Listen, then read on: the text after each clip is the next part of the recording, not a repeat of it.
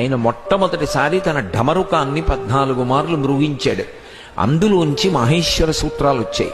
అందులోంచి భాష వచ్చి, వ్యాకరణం వచ్చి, అందులోంచి సమస్తమైన వాంగ్మయం పుట్టింది. అందుకే ఇప్పటికీ వ్యాకరణం గురుముఖత చాలా జాగ్రత్తగా నేర్చుకోవాలనుకున్న వాళ్ళు ఒక్క శివాలయంలోనే నేర్చుకుంటారు. శివాలయంలో వ్యాకరణ మంటపమని కడతారు. వ్యాకరణ మంటపంలో మడిబట్ట కట్టుకుని వ్యాకరణం చెప్తారు. చెప్తుండగా శిష్యులు వ్యాకరణం వింటారు. అందుకే సమస్తమైనటువంటి కళలకు ఆలవాలము శంకరుడు.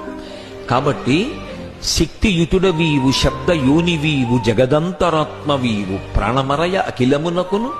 ఒక మనిషి శరీరం పైకి ఉంటే ఉపయోగం ఏముంది లోపల ప్రాణం లేకపోతే? అలా జగత్తు ఒక్కటి ఉన్న మాత్రం చేత ఉండేటటువంటి ఉపయోగం ఏముంటుంది?